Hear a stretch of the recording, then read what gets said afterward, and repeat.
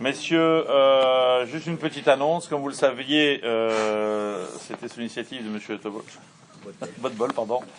Non, on avait proposé donc de faire comme dans la synagogue, un rideau intérieur au niveau de l'Echal, dans lequel nous mettions les noms des enfants pour la bracha, la slacha, le réussi. Donc je vous rappelle que c'était 100 € la ligne, 100 € la ligne. Donc les personnes qui veulent mettre une ligne, c'est 100 € la ligne, avec les prénoms des enfants, etc. Donc le rideau à l'intérieur de l'Echal. Voilà, comme ça vous le savez. Là on est en train de finaliser. On finalise, c'est-à-dire qu'en fait, voilà, il y a ici Eric qui s'en occupe. Alors donc c'est-à-dire les personnes encore désireuses de mettre les prénoms et les noms d'enfants. Donc vous signalez soit à moi, soit à Muriel surtout. Voilà, comme ça vous lui donnez les prénoms avec l'orthographe précise. On va pas refaire le rideau 15 fois. Dans la deuxième couche. Il y a double rideau. Exactement. Là, on est dans le double rideau le plus proche des Sfarim. Donc vous donnez bien l'orthographe des prénoms. C'est 100 €, c'est enfin classique, voilà, et donnez ça à Muriel avec l'orthographe. On va 100 € la ligne, voilà. Donc 100 € par prénom. Si on dit ça, Michel il va retirer des enfants. C'est dommage, les enfants. Bon, donc voilà. Donc juste, il faut bien un moment d'une limite. Donc la limite, on avait dit, on va parce qu'il va y avoir l'annonce qui va être faite aussi Shabbat prochain à la grande synagogue. Donc la limite, ça sera la semaine d'après. Donc on a encore 15 jours. Sachez-le, dites-le autour de vous, les personnes qui veulent, il y a encore de la place. Pour les personnes qui veulent inscrire 100 €, c'est une superbe affaire. Profitez-en. Voilà. Ça, c'est important pour les personnes qui veulent. Vous donnez l'orthographe exactement à Muriel, parce que ça serait idiot qu'on refasse le rideau pour une erreur d'orthographe. Donc, vous donnez à Muriel, au secrétariat, vos 100 € avec le chèque, et vous lui écrivez, comme ça, moi, c'est sûr qu'elle va transmettre. Elle va transmettre à Muriel. Voilà. Messieurs, on va faire tout de suite le cours. Les Ilouy Nishmat, la maman de Alain dans ses deux mains, Menana, Genuna Bat Simcha, et les Ilouy Nishmat, il est Monsieur Cohen. Aaron Ben Nissim, donc les Ilouy Nishmatem, donc c'est demain aussi. Voilà, on y va. Allez, Boker Tov, messieurs. Alors, ce matin, on nous propose un petit passage dans la Gemara de Psachim. Dans le prophète Zacharie. Zecharia. Et on trouve un verset qui nous parle de la fin des temps. C'est un verset qu'on connaît bien, parce qu'on le récite tous les matins dans la Tfila, à la fin de la Tfila. On termine la Tfila par ça. En disant, dans le texte de Hakel Nekavé, par exemple, on dit à la fin, Ve'aya Hashem le melech al kol haaretz, bayom ahu yeh Hashem echad, ou shmo echad. Donc, c'est une prophétie sur la fin des temps. À la fin des temps, nous dit le prophète Zecharia, à la fin des temps, Ve'aya Hashem le melech, Hashem sera le roi, al kol haaretz, sur toute la terre, sous-entendu, pour toutes les nations du monde, Hashem sera considéré comme étant le roi. Bayom ahu, ce jour-là, yeh Hashem echad, Ushmo Echad. Ce jour-là, Hachem sera un, et son nom sera un. On est bien d'accord? Bien. On finit la tfila avec ça tous les matins. Pose la question suivante, la Gemara. La Gemara dit, Vechi ayom, en shemo shakadosh baruch hu echad. On est en train de dire que c'est une prophétie pour la fin des temps.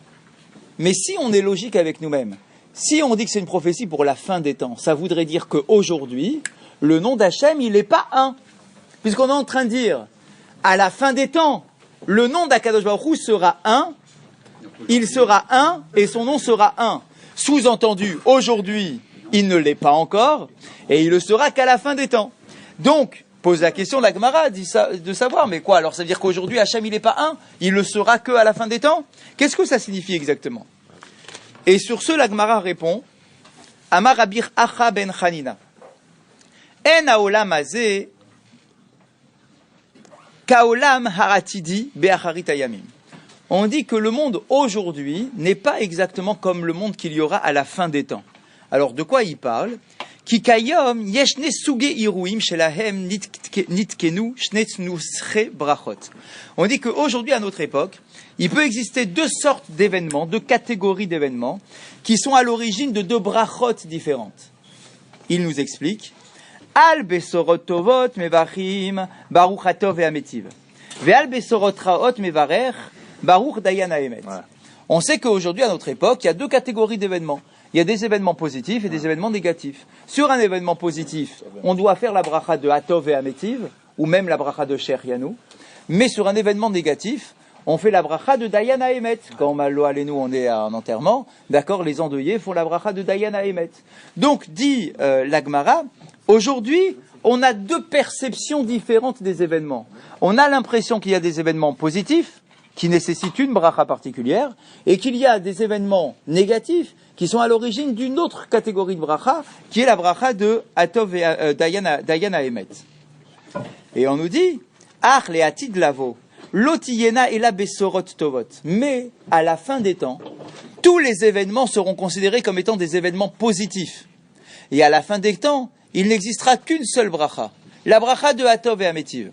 C'est-à-dire, quelle est la différence? Pourquoi est-ce qu'aujourd'hui il y a deux catégories de brachot et qu'à la fin des temps il n'y a qu'une seule catégorie de bracha? On nous dit parce qu'aujourd'hui, le monde est tellement complexe, les choses sont tellement cachées, que les choses ne sont pas évidentes à nos yeux.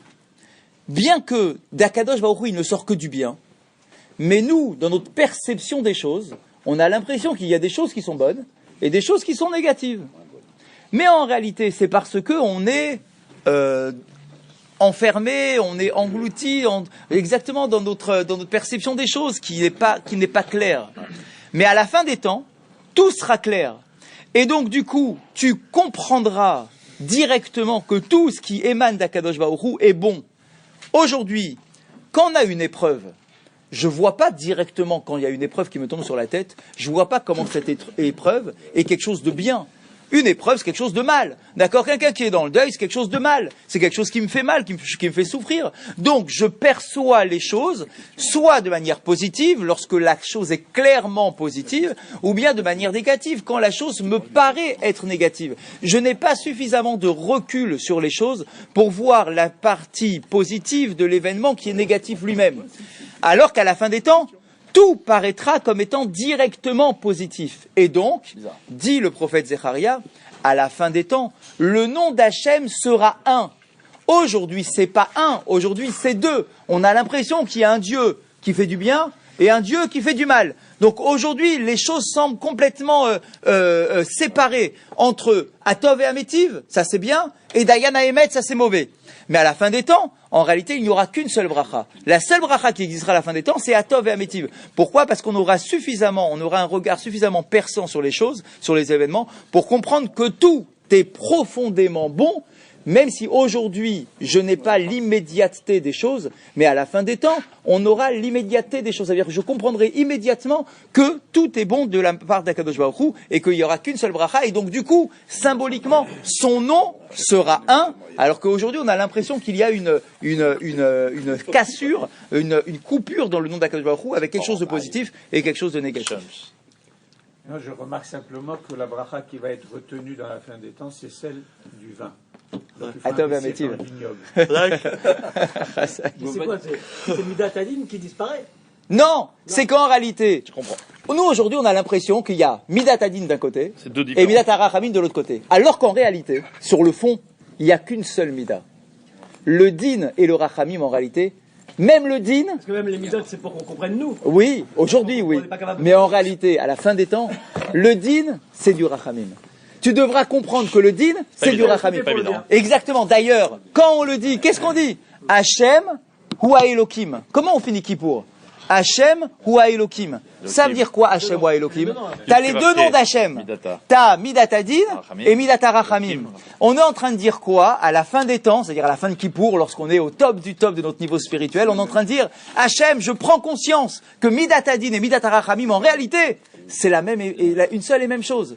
Donc Hachem Echad ou Shmo Echad, son nom sera un, parce qu'il y aura une prise de conscience qu'en réalité, il n'y a pas de différence profonde entre le Din et le Rachamim. En réalité, c'est une seule et même chose, le Din et le Rachamim. Que c'est artificiel, pour que nous on comprenne avec exact. Notre petit niveau. Donc aujourd'hui, à notre époque, qu'on comprenne l'unité par les Midot ou même par les Séphirotes, tout ça, c'est pour qu'on comprenne. Exactement. Mais aujourd'hui, à la fin des temps, la vision Il y a sera pas besoin de comprendre. Chazak. On comprendra, c'est ça C'est que tu comprendras tout de suite. C'est pas ce qu'on comprendra. Chazak. C'est que tu comprendras directement. D'accord? C'est un peu l'idée de Ish Gamzo, d'accord? Qui dit que tout ce qui est arrivé, même ça c'est pour le bien, même ça c'est pour le bien. C'est pas juste une façon de parler. C'est qu'il pensait vraiment que d'Akadosh Baruch Hu ne pouvait découler que quelque chose de bien, de profondément bien. Tu peux pas imaginer qu'Hachem il t'envoie des choses qui ne sont pas bonnes pour toi. D'accord? Donc forcément, même si je le vois pas aujourd'hui, je devrais avoir le regard suffisamment profond pour percevoir directement le bien, même si l'événement qui m'arrive est un peu amer. Tu les ai pas là-bas. Et- Oui, mais attention, quand il parle ici à la fin des temps, il ne nous parle pas de après ta mort.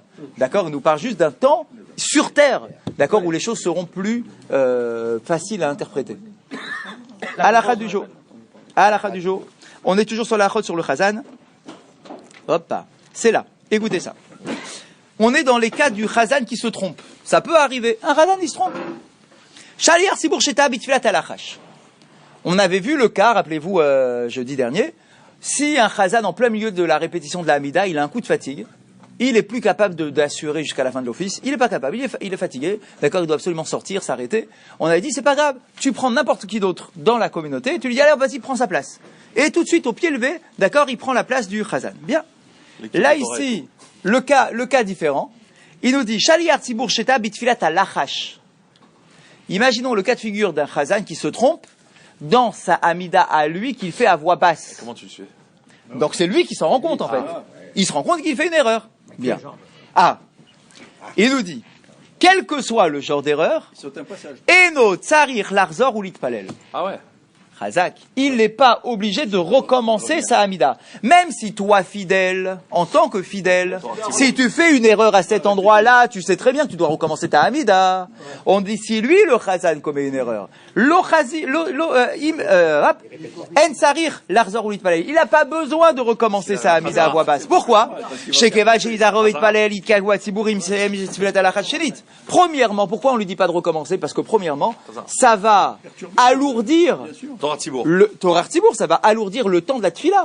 Tout le monde va l'attendre 2 fois plus que s'il avait fait directement. D'accord, les gens vont dire, ah, tu te rends compte, attends, ça fait déjà 3 minutes. Alors, on va commencer. Alors, une seconde. Donc ça, c'est premièrement Torah Tzibour. Et en plus, le Chazan, lui, il va refaire sa Hamida à voix haute. Quand il va faire sa Hamida à voix haute, il devra avoir l'intention de s'acquitter, alors qu'en général, il n'a pas l'intention de s'acquitter lui-même, parce qu'il a l'intention d'acquitter ceux qui n'ont pas fait leur tfila convenablement. D'accord? Mais là, ici, puisqu'il va refaire la Hamida à voix haute, eh bien, il pensera à s'acquitter dans sa Hamida à voix haute. D'accord? Donc, directement dans sa Hamida à voix haute, il pourra s'acquitter de son loupé de la Hamida à voix basse. Alken. Shaliar Tzibour. שדימות הגשמים לא אמר בתפילת הלחש ותן תלומתר, או שלא אמר יעלה ויבוא בראש חודש ובכל המועד, אינו צריך לחזור ולפלל. Donc exemple, s'il a oublié יעלה ויבוא le matin de Rosh Chodesh, on sait très bien que normalement, matin de Rosh Chodesh, si tu as oublié Ya'aleh V'yavo, tu dois recommencer ta Hamida, eh bien lui, il n'aura pas besoin de recommencer. Ouais, bien sûr, il n'y a que à Arvit où il ne faut pas recommencer. D'accord? Donc si à Shacharit ou à Mincha, il a oublié son Ya'aleh V'yavo, eh bien c'est pas grave, il refera la répétition, et dans la répétition, il fera Ya'aleh V'yavo, et donc du coup, ça passera. Cependant, petit bémol, le Shulchan Aruch écrit que lorsque on dit que le Chazan, il n'a pas besoin de recommencer sa Hamida, c'est seulement lorsqu'il se trompe en dehors des 3 premières brachot. Mais s'il a commis une erreur dans les 3 premières brachot de la Hamida, comme c'est court, on peut pas dire qu'il va faire traîner l'office pendant un quart d'heure en plus. Bah non, ça va, il est qu'au début de cette fille-là. D'accord? Donc s'il s'en souvient tout de suite, il devra juste recommencer à partir de ces 3 premières brachot. Donc ça mange pas de pain. Et donc dans ce cas-là, il devra recommencer. Par contre, s'il s'en aperçoit à la fin de sa Hamida qu'il a commis une erreur au début de sa Hamida, là on nous dit que malgré tout, il recommencera pas. Pourquoi? Chazak, exactement. Dans ce cas-là, il recommencera pas. Pourquoi? Parce que de toute façon, il va recommencer sa Hamida. Donc on voit très bien que ici, la répétition de la Hamida pourra le sauver à lui aussi. D'accord? Si jamais il s'est loupé dans sa Hamida, ça pourra faire rattraper sa propre Hamida dans laquelle il s'est raté. Oui, mais ouais. Je sais pas, vous avez fini? Pour aujourd'hui, oui. D'accord. Non, juste, je remarque simplement que toute la halakha tourne principalement autour de Torah Tzibour. Ne pas déranger Oui. Tzibour. de pas faire supporter au Exactement. Tzibour des temps qui sont pas qui sont trop longs. très importants. Exactement, on l'avait bien développé la semaine dernière, en disant que ce problème-là, bah oui, on l'avait dit, en dehors de l'erreur, même un Chazal qui commencerait à chanter pendant un quart d'heure sur une Kedusha, etc., nous dit c'est Torah Tzibour. Attends, mais dis-moi, il y a une limite à tout. C'est bien, il faut chanter, on avait dit, il faut chanter, il faut que ce soit agréable, mais il faut pas non plus que ça soit... Merci en tout cas. En tout cas, je voulais juste rappeler que ce soir, c'est la soirée du Limoud. Donc il y aura tous les intervenants, enfin une grande partie des intervenants qui interviennent dans l'année. On va pas tous les citer, mais donc venez ce soir. C'est convivial, c'est sympathique. À partir de 20h30, après la tfila, et ça se passera en bas.